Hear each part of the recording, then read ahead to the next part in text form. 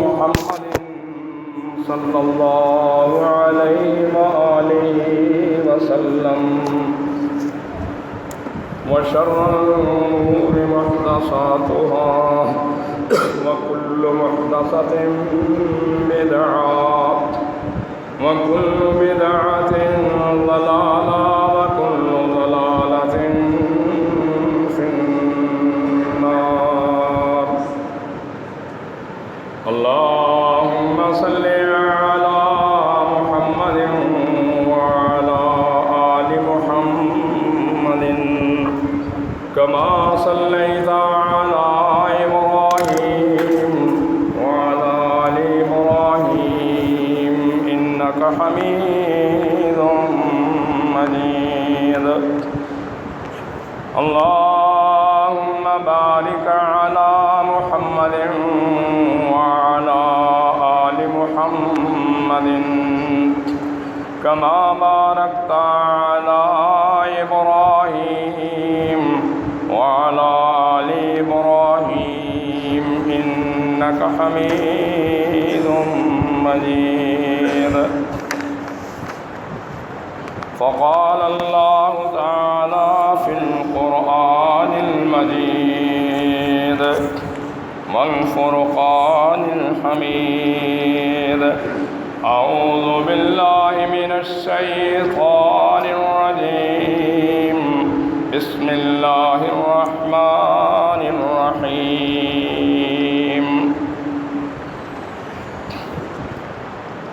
يا أيها الذين آمنوا كونوا أنصار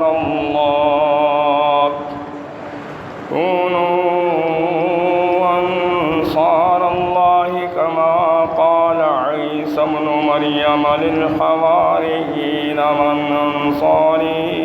إلى الله؟ قال الحواريون نحن أنصار الله. فآمنت طائفة من بني إسرائيل وكفرت طائفة فأيدنا الذين آمنوا على عدوهم فأصبحوا ظاهرين.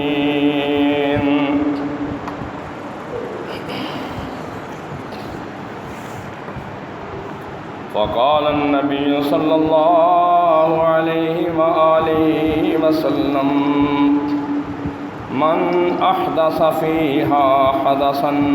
فعليه لعنة الله والملائكة والناس أجمعين.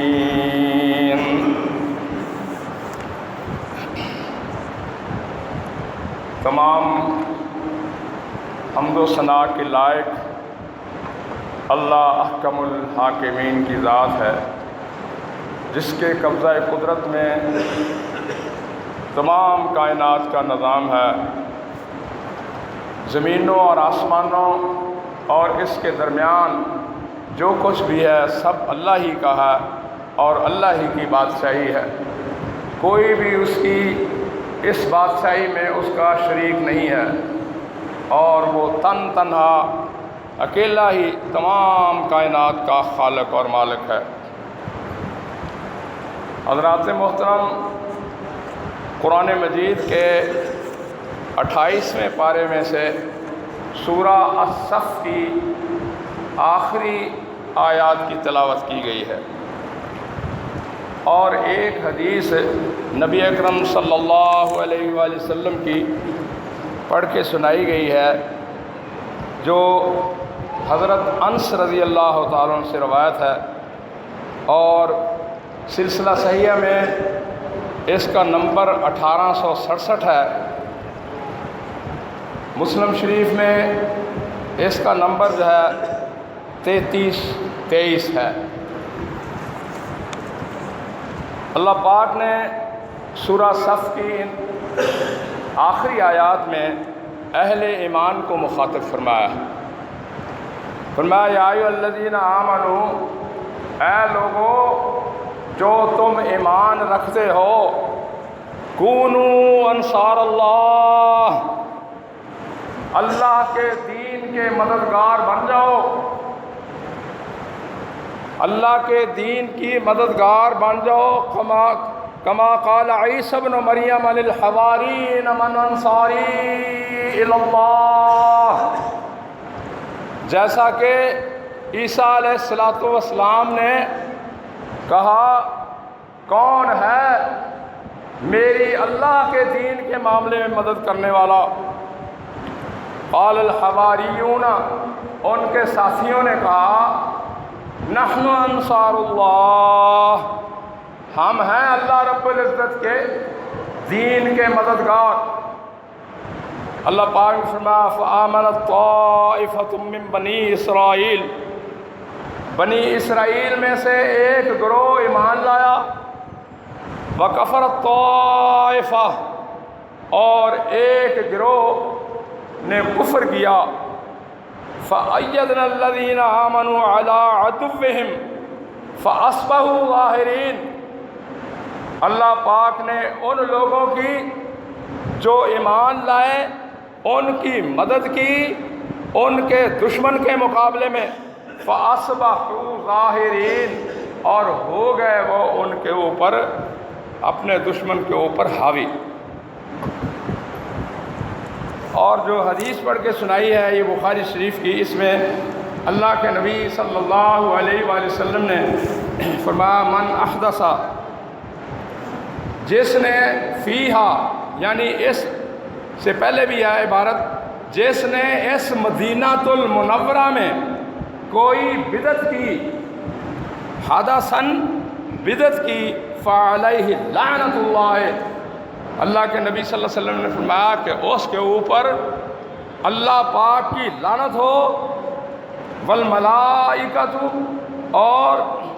فرشتوں کی لعنت ہو، والناس اجمعین، اور پوری انسانیت کے انسانوں کی اس کے اوپر لعنت ہو۔ تو آج کا جو ہمارا عنوان ہے وہ یہ ہے کہ مسلمان کو، کلمہ پڑھنے والے کو شیطان بدعت سے لیتا ہے، اس کو بدعت سے لیتا ہے۔ اور بدعت کس کو کہتے ہیں؟ بدعت یہ ہے کہ کسی کام کو اس نیت سے کرنا کہ اس کا مجھے ثواب حاصل ہوگا۔ ایک ہے گناہ، ایک ہے بدعت۔ گناہ کی مثال چوری کرنا گناہ، شراب پینا گناہ، اور زنا کرنا گناہ، اس طرح گناہوں کی ایک لسٹ۔ ایک ہوتی ہے بدعت، وہ بدعت جو ہے وہ اس سے سرزد ہوتی ہے جو ایمان والا ہو، اس کے پاس ایمان ہو، شیطان اس کو وہاں سے گھاٹا دلواتا ہے، اس کو وسوسہ ڈالتا ہے کہ تو یہ کام کر لے، اس کا بڑا ثواب۔ لیکن یاد رکھیں کہ ثواب دینا اور ثواب کو مقرر کرنا اور ثواب کو لکھوانا فرشتوں سے، یہ صرف اور صرف اللہ رب العزت کا اختیار ہے۔ محمد الرسول اللہ صلی اللہ علیہ وآلہ وسلم نے جو کسی بات کے متعلق ثواب بتایا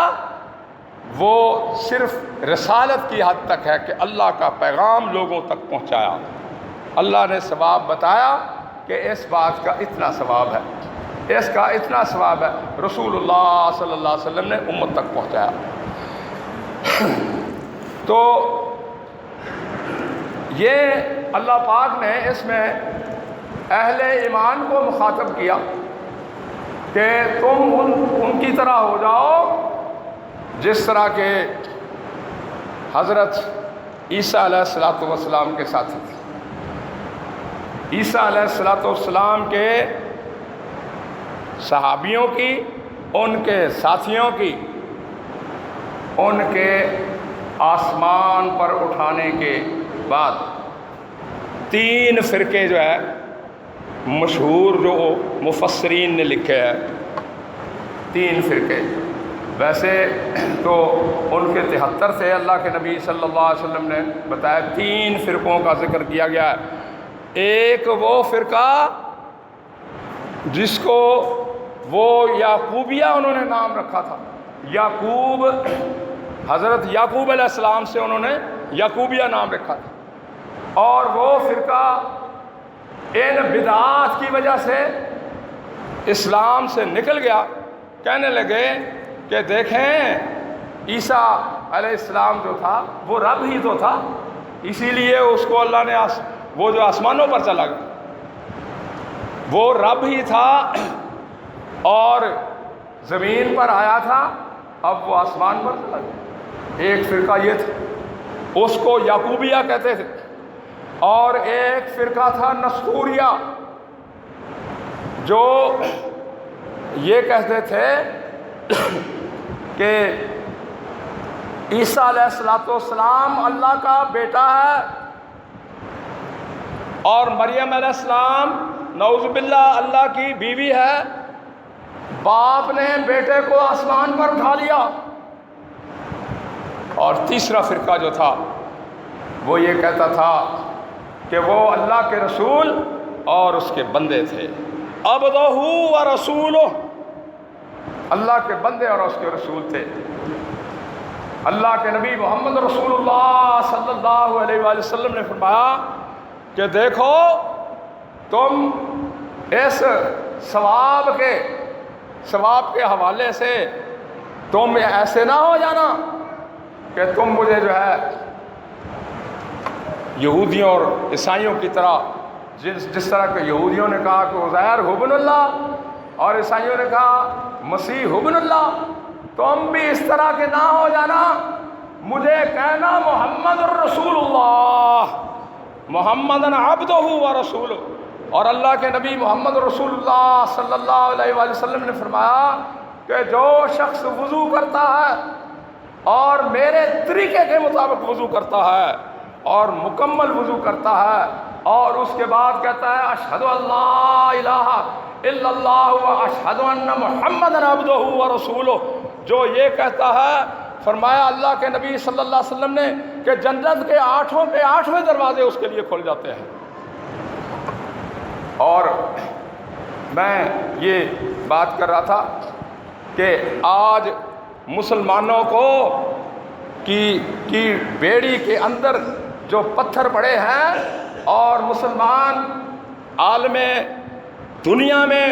دھکے کھا رہے ہیں، یہ سارا کے سارا جو ہے ہماری بدعات اور خرافات کی وجہ سے۔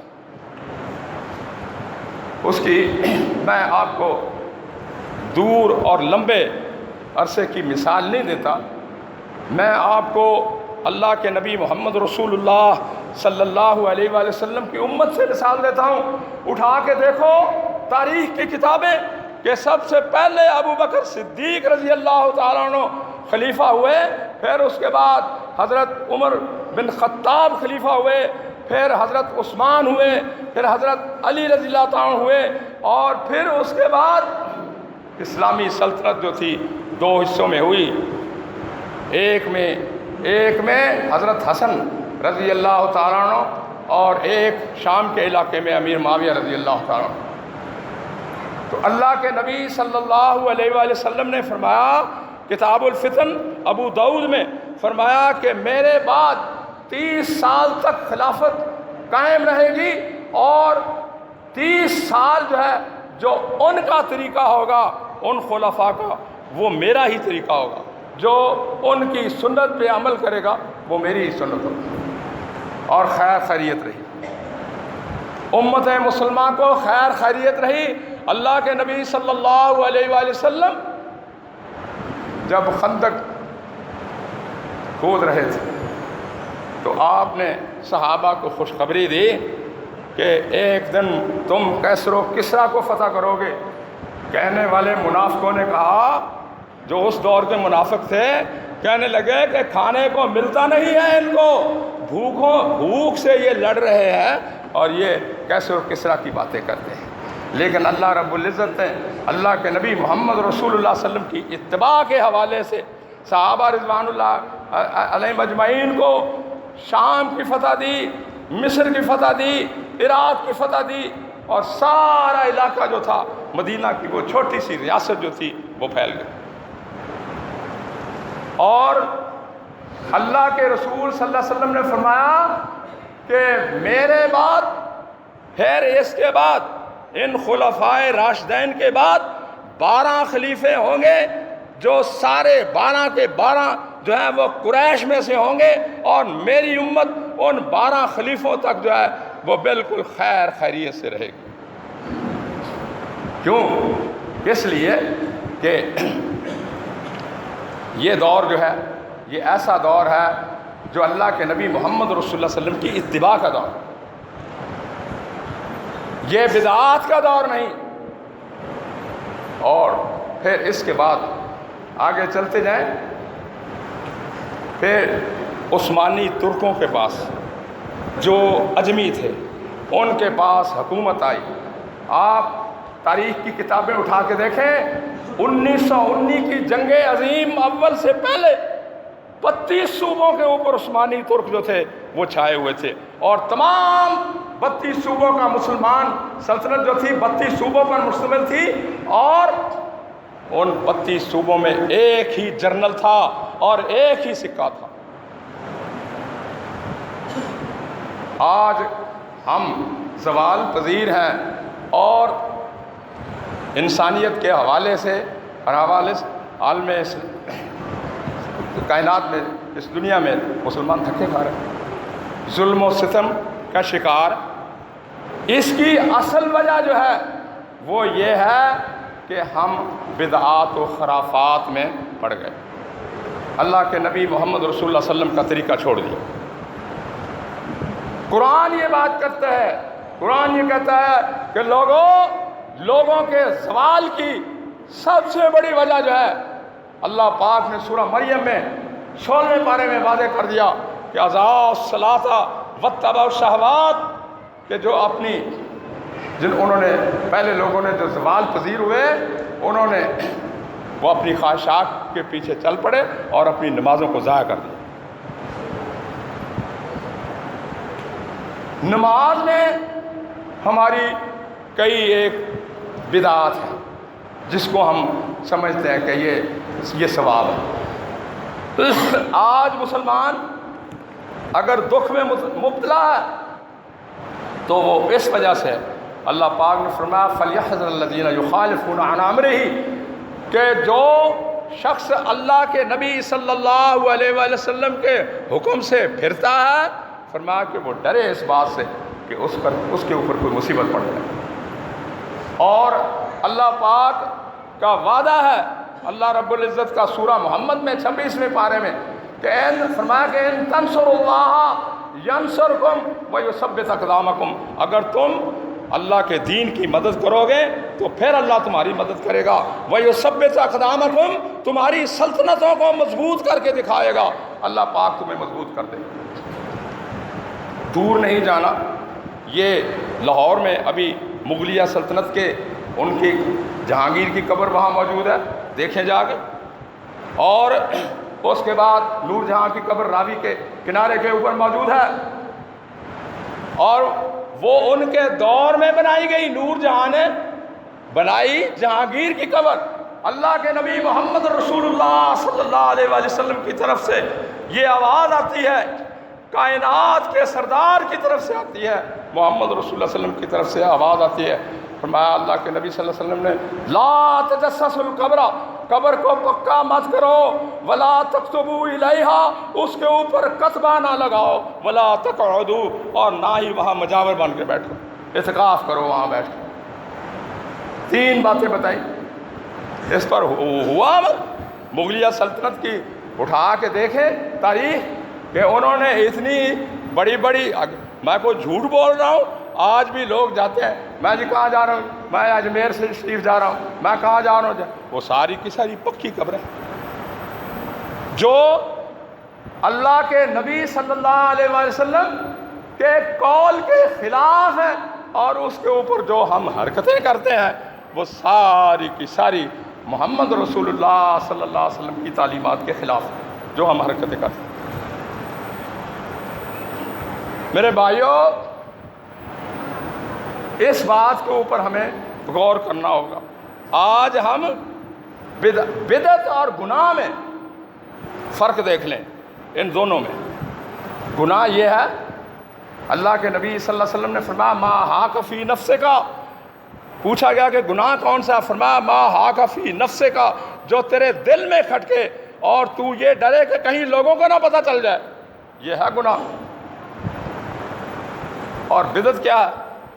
بدعت جو ہے اس میں تو پتہ ہی نہیں چلتا، اس میں تو یہ ہوتا ہے کہ وہ بندہ یہ سمجھتا ہے کہ میں تو ہدایت پر ہوں۔ اس کی قرآن نے وضاحت کی، فرمایا کہ نقید لہو شیطانا،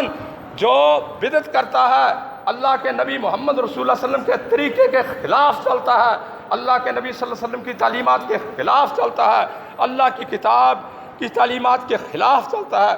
اللہ پاک فرمایا نقید لہو شیطانا، ہم اس کے اوپر شیطان مقرر کر دیتے ہیں، فہو لہو قرین، وہ اس کا ساتھی بن جاتا ہے۔ وَإِنَّهُمْ لَيَصُدُّونَ عَنِ السَّبِيلِ وَيَحْسَبُونَ أَنَّهُمْ مُهْتَدُونَ، اور وہ اس کو اللہ کے رستے سے بھٹکاتا رہتا ہے اور وہ یہ سمجھتا ہے کہ میں تو جو ہے ہدایت کے اوپر۔ بدعتی کا اور گناہ کرنے کا والے کا یہ فرق ہے کہ گناہ کرنے والا پچھتاوے میں ڈوب جاتا ہے کہ میں نے یہ کیوں کام کیا، بدعتی جو ہے وہ خوش ہوتا ہے۔ حتیٰ اذا جانا، یہاں تک کہ جب وہ ہمارے پاس آتا ہے تو پھر کیا ہوتا ہے؟ پھر وہ شیطان کو کہتا ہے فبعد المشرقین، کہ تیرے اور میرے درمیان مشرقوں کا فرق ہوتا ہے، تو بہت برا ساتھی۔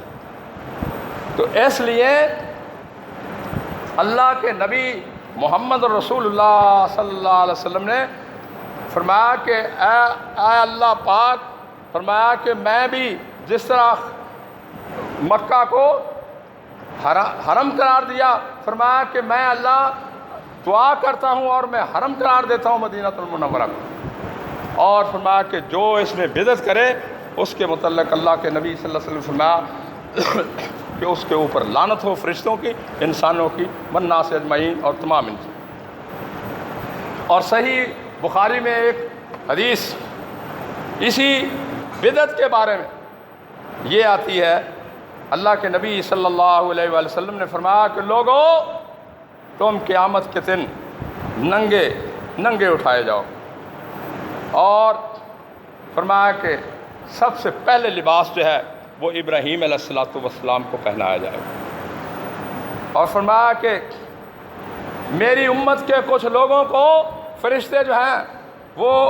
جہنم کی طرف ہانک کے لے جائیں گے، میں پوچھوں گا کہ یہ کیوں ایسے ہو رہا ہے، یہ تو میری امت کے لوگ ہیں، تو مجھے اللہ کے نبی صلی اللہ علیہ وسلم نے فرمایا کہ مجھے بتایا جائے گا کہ انک لا تدری ما احدثوا بعدک، اے ہمارے پیارے نبی صلی اللہ علیہ وسلم، آپ کو معلوم نہیں ہے یہ وہ لوگ ہیں جو آپ کے بعد جو ہے بدعات میں پھنس گئے، جس بات کو اللہ کے نبی صلی اللہ علیہ وسلم نے نہیں کیا، جس بات کی اللہ کے نبی صلی اللہ علیہ وسلم نے تعلیم نہیں دی، جس بات کے اوپر صحابہ کا عمل موجود نہیں ہے، اس کو کار ثواب سمجھتے ہوئے کرنا۔ اور یہ میں آپ یقین جانیں کہ سعودی حکومت جو ہے، یہ ابھی میں منگل کے دن میں حج کر کے واپس آیا ہوں، ان کو سب سے پریشانی زیادہ بدعات کی جو ہے وہ جو ہے پاکستانیوں سے، بنگلہ دیش والوں سے، اور اس کے بعد جو ہندوستان میں جو مسلمان رہتے ان سے، ان کو سب سے زیادہ فکر یہ ہوتی ہے، کیونکہ ہم لوگ دیکھتے ہی نہیں ہیں کہ یہ اللہ کے رسول صلی اللہ علیہ وسلم کا طریقہ ہے یا نہیں۔ بوڑھے بوڑھے بندے 60 70 سال کے کتابیں ہاتھ میں پکڑی ہیں اور اوپر سے دیکھ کے جو دعائیں پڑھ رہے ہیں، ساری زندگی غفلت میں گزار دی، یہ 2-4 دعائیں جو ہے وہ یاد نہ ہوئی۔ اور اللہ کے نبی صلی اللہ علیہ وآلہ وسلم نے سہولت کے لیے فرمایا کہ اگر کوئی نہ ہو تو جو قرآن مجید کا حصہ جو تمہیں زبانی یاد ہو طواف کے دوران وہی پڑھتے رہو۔ اور دیکھیں ان لوگوں کو اللہ کے نبی صلی اللہ علیہ وآلہ وسلم نے فرمایا کہ اسلام جب سمٹ سمٹا کے ان دو شہروں میں رہ جائے گا، ایک مدینہ المنورہ میں اور فرمایا کہ یہ بیت الحرام میں، جب زوال پذیر ہوگا تو فرمایا کہ ان دو شہروں میں رہ جائے گا، اور وہ دجال کانا کافر جو ہے فرمایا کہ وہ مدینہ منورہ میں اور مکہ المکرمہ میں داخل نہیں ہو سکے گا۔ اس کی وجہ یہ ہے کہ ان لوگوں نے اللہ کے نبی صلی اللہ علیہ وسلم کی تعلیمات کو اپنے سینے کے ساتھ لگایا ہے۔ میرے بھائیوں، جا کے دیکھو امیر حمزہ رضی اللہ تعالیٰ عنہ، جن کو اللہ کے نبی صلی اللہ علیہ وآلہ وسلم نے ان کی لاشا کے اوپر کھڑے ہو کر کہا کہ یہ سید الشہداء ہے، شہیدوں کا سردار ہے۔ جا کے دیکھیں، اللہ پاک آپ کو دکھائے کچی قبر ہے اور ایک پتھر لگا ہوا ہو، سید الشہداء امیر حمزہ رضی اللہ تعالی۔ اور یہ پھر اس کے بعد جنت البقیہ، جہاں صحابہ رضوان اللہ علیہ مجمعین مدفون ہیں، جہاں اماں عائشہ رضی اللہ تعالیٰ عنہ مدفون ہے، جہاں اماں فاطمہ الزہرا رضی اللہ تعالیٰ عنہ مدفون ہے، جا کے دیکھیں کچی قبریں ہیں، اور ان کی جسامت جو ہے وہ کوہان، اونٹ کی کوہان سے زیادہ نہیں ہے۔ کوہان اونٹ کی ہمارے ہاں تو یہ ہے کہ بندہ یہاں سے لے کے ایک کانا ادھر گاڑ دیتے ہیں، ایک کانا ادھر گاڑ دیتے ہیں، اور 6 فٹ کا تو 6 فٹ کی قبر اس کی بنا دیتے ہیں، اگر وہ 4.5 فٹ کا تو 4.5 کی۔ اللہ کو بندو، یہ رسول اللہ صلی اللہ علیہ وسلم نے جب واضح طور پر ایک فرمایا کہ کوہان جتنی اونٹ کی ہوتی ہے اس سے بڑی قبر نہیں ہوتی۔ تو پھر ہماری جو ہے یہی حرکتیں ہم وہاں کرتے ہیں۔ ہاں جی، ہم کہتے ہیں کہ یہ چڑیاں دالیں پھینک کے آتے ہیں، یہ چڑیاں کھائیں گی اور ہمارے لیے دعا کریں گی۔ اوہو، کیا ہو گیا مسلمانوں کو کہ دیکھیں اللہ کے نبی صلی اللہ علیہ وسلم کے صحابہ رضوان اللہ علیہ مجمعین نے، بارش نہیں ہوتی تھی، حضرت عباس رضی اللہ عنہ کو لے گئے باہر بارش کی دعا کے لیے، اور دعا کے الفاظ میں کہا کہ اللہ، جب تیرا رسول ہمارے اندر موجود تھا تو ہم ان کو دعا کے لیے کہتے تھے، اب رسول اللہ صلی اللہ علیہ وسلم نہیں، ہم ان کے چاچا عباس کو لے آئے ہیں، اللہ ان کی دعا قبول فرما رہی۔ ہم چڑیوں سے دعائیں کرواتے پھرتے، کبوتروں سے، اور یہ وہ کبوتر جو ہے وہ وہاں بیٹھے بھی کرتے ہیں، اور وہ دانہ جو وہ بھی وہاں پاؤں کے نیچے جو ہے رلتا ہے۔ ہاں جی، ہم ٹھیکیدار بڑے بنے ہیں ان جانوروں کے۔ اللہ پاک کی کتنی اور مخلوق ہے جو تم لوگوں کو نظر نہیں آتی، مجھے بھی نظر نہیں آتی، اللہ ان کو رزق دیتا ہے۔ وَمَا مِن دَابَّةٍ فِي الْأَرْضِ إِلَّا عَلَى اللَّهِ رِزْقُهَا، کہ جو بھی چلنے پھرنے والی چیز ہے سب کا رزق جو ہے وہ اللہ کے اوپر جو ہے، اور اللہ کی مخلوق ہے۔ اللہ پاک نے فرمایا کہ فَلَا أُقْسِمُ بِمَا تُبْصِرُونَ وَمَا لَا تُبْصِرُونَ، فرمایا کہ میری وہ مخلوق، اس کی قسم جس کو تم دیکھتے ہو اور جس مخلوق کو تم دیکھتے بھی نہیں ہو۔ جنوں کو دیکھا کبھی کسی؟ جنوں کو کوئی نظر آیا کبھی کسی کو جن؟ ان کو بھی اللہ تعالیٰ روزی دیتا ہے، ان کے بچے ہیں، سارا کچھ۔ آپ کو اور مجھے جو ہے وہ کبوتروں اور چڑیوں کی پڑی ہوئی ہے، اور ہم جو ہے من گھڑت یاد رکھیں اللہ کے نزدیک کسی مہینے کو یا کسی دن کو اپنے طور پر جو ہے اس کو مقرر کر لینا، اپنی طرف سے مقرر کر لینا جو ہے یہ بھی بدعات اور خرافات میں سے ہے۔ تو میں بات کر رہا تھا کہ اللہ پاک نے فرمایا کہ اضاعوا الصلاۃ واتبعوا الشہوات، ہم نے ہر کام میں، ہر نیک کام میں جو ہے وہ بدعات کو جنم دیا ہے۔ اور رسول اللہ صلی اللہ علیہ وسلم نے فرمایا تھا کہ میری امت کے اوپر ایک ایسا وقت آئے گا کہ لوگ جھوٹوں کو سچا اور سچوں کو جھوٹا سمجھیں گے۔ سچا کون ہے؟ سچا وہ ہے جو محمد رسول اللہ صلی اللہ علیہ وسلم کی بات کرتا ہے، سچا وہ ہے جو اللہ کی بات کرتا ہے۔ وَمَنْ أَحْسَنُ قَوْلًا مِّمَّنْ دَعَا إِلَى اللَّهِ، اس سے زیادہ جو ہے، اس شخص سے زیادہ جو ہے اچھی بات کس کی ہو سکتی ہے جو اللہ کی طرف لوگوں کو بلائے اور محمد رسول اللہ صلی اللہ علیہ وسلم کی رسالت کی طرف لوگوں کو بلائے۔ میرے بھائیوں، یہ کوئی بھی کام جو ہے اس کام کرنے سے پہلے یہ دیکھنا چاہیے کہ آیا یہ اللہ کے نبی صلی اللہ علیہ وسلم سے ثابت ہے۔ ہمارے مسلمان بھائی جاتے ہیں وہاں مقام ابراہیم جو ہے اس کو چوم رہے ہیں، ہاں جی، اس کو زبان سے چاٹ رہے ہیں۔ اللہ کے بندو، اگر اللہ کے نبی محمد رسول اللہ علیہ وسلم نے اس کو مقام ابراہیم کو ان کو بوسہ نہیں دیا، رسول اللہ صلی اللہ علیہ وسلم نے بوسہ کس کو دیا؟ حجر اسود کو دیا۔ اور حضرت عمر فاروق رضی اللہ عنہ نے فرمایا کہ تو بھی پتھروں جیسا پتھر ہے، نہ کوئی مجھے نفع دے سکتا ہے، نہ کوئی مجھے نقصان دے سکتا ہے، میں اس لیے تجھے بوسہ دے رہا ہوں کہ محمد رسول اللہ صلی اللہ علیہ وسلم نے تجھے بوسہ دیا۔ تو اگر بوسہ یعنی اس کو بھی دے دیا اور چیزوں کو بھی دے دیا تو پھر وہ حجر اسود والا بوسہ جو کس کھاتے میں جائے گا؟ آج مجھے دوست یہ کہہ رہے تھے جی وہ فلاں کے لیے ان کے لیے دعا کرو، فلاں کے لیے۔ اللہ کے بندو، یہ اس بات کے اوپر مسلمان سوچیں کہ ہم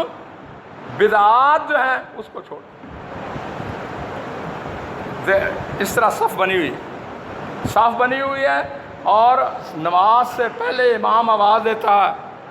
سوو، امام کعبہ کی بات کرتا ہوں، مسجد نبوی کے امام کی بات کرتا ہوں، سوو صفوفکم، اپنی صفوں کو درست کر لو، وتراصوا، اور ایک دوسرے کے ساتھ مل جاؤ۔ لیکن ہمارا مسلمانوں کا جو میں بات کرتا ہوں کہ ہمارا ادھر والے مسلمانوں کا یہ حال ہے کہ یہ درمیان میں 10 12 بندوں کا گیپ ہے اور صف جو ہے اس کا کوئی نام و نشان نہیں۔ اور میں نے وہاں کے ان لوگوں کو میں نے دیکھا کہ وہ سنت کے اوپر اس گئے گزرے دور میں بھی وہ لوگ جو ہے وہاں کے باسی جو ہے اس دور میں بھی وہ قائم ہے۔ ایک بندے نے، میں نے اس کو دیکھا، وہ عربی تھا، اس نے دیکھا اگلی صف کے اندر جگہ موجود ہے، وہ نماز کی حالت میں پچھلی صف چھوڑ کے اگلی صف میں چلا گیا، کیونکہ اس کو علم تھا کہ ہمارے پیارے نبی محمد رسول اللہ صلی اللہ علیہ وسلم نے فرمایا کہ اس شخص کی نماز نہیں ہوتی جس کو معلوم ہو کہ اگلی صف میں جگہ موجود ہے اور وہ پیچھے کھڑا ہو کر نماز پڑھے۔ آج مسلمان جو ہیں صحابہ رضوان اللہ علیہم اجمعین اللہ کے نبی صلی اللہ علیہ وسلم کی اتباع کر کے دنیا میں کامیاب ہوئے اور دنیا میں اللہ پاک نے ان کو عزت دی اور آخرت میں بھی اللہ پاک نے ان کو عزت دی۔ اور اللہ پاک کا وعدہ ہے کہ جو میرے نبی محمد رسول اللہ صلی اللہ علیہ وسلم کی اتباع کرے گا، فرما برداری کرے گا،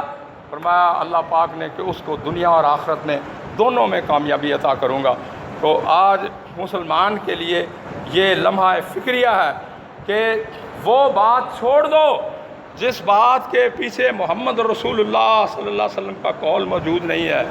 ایک سے پوچھو، دوسرے سے پوچھو، تیسرے سے پوچھو، چوتھے سے پوچھو، نہیں ہے تو حدیث کا ذخیرہ لے لو، جہاں ہزاروں روپے دوسرے خرچ ہوتے ہیں وہاں یہ حدیث کی کتابیں جو ہیں آج جس میں اللہ کے نبی صلی اللہ علیہ وسلم کے قول جو ہیں وہ محفوظ ہیں۔ اللہ پاک نے اپنے پیارے نبی محمد رسول اللہ علیہ وسلم کی تعلیمات کو قیامت تک جو ہے اس کو محفوظ رکھنا ہے۔ تو اس سے جو ہے ہمیں فائدہ اٹھانا ہوگا۔ تو آخری بات جو ہے وہ یہی ہے کہ ایک دفعہ نہیں 10 دفعہ سوچو کہ جو میں یہ کام نیکی کا کرنے لگا ہوں کیا یہ اللہ کے نبی صلی اللہ علیہ وسلم سے ثابت ہے، صحابہ رضوان اللہ علیہ مجمعین میں سے کسی نے کیا۔ اب ایک بات یہ کہ حضرت عمر فاروق رضی اللہ عنہ نے 2 رکعت جو تھی وہ مقام ابراہیم پر پڑھنے کی بجائے، جگہ نہیں تھا، رش زیادہ ہو گیا ان کے دور میں، تو انہوں نے دوسری جگہ پر پڑھی۔ تو ایک بندہ جو تھا وہ وہیں یعنی مطاف کے اندر جہاں طواف کرتے وہاں نماز پڑھ رہا تھا۔ تو ان کے ہمارے سپاہیوں میں اور ان کے سپاہیوں میں فرق دیکھیں کہ اس نے پکڑ کے اس سے چھین لیا اور اس کو منہ ادھر کر دیا، اس نے کہا لا حج، یہ حج نہیں ہے، تو ایسی جگہ پڑھ لے کسی اور جگہ پر جہاں جو ہے لوگوں کا گزران نہیں ہے، لوگ گزر رہے ہیں۔ اور یہ تو ان کے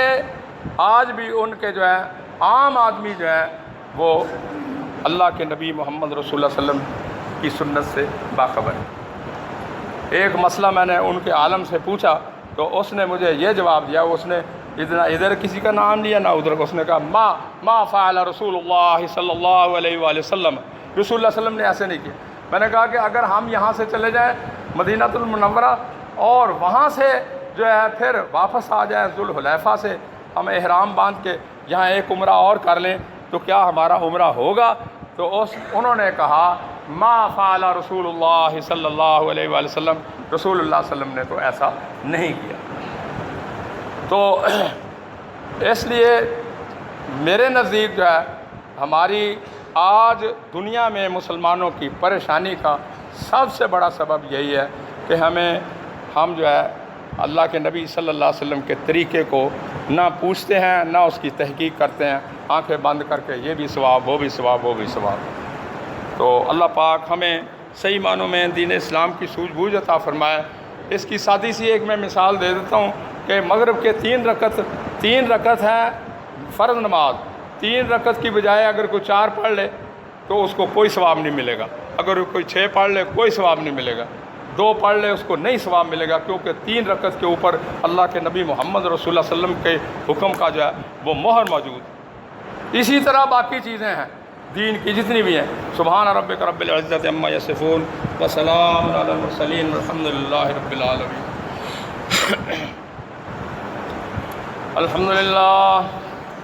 الحمد للہ نحمدہ ونستعینہ ونستغفرہ ونعوذ باللہ من شرور انفسنا ومن سیئات اعمالنا، من يهده الله فلا مضل له ومن يضلل فلا هادي له، واشهد ان لا اله الا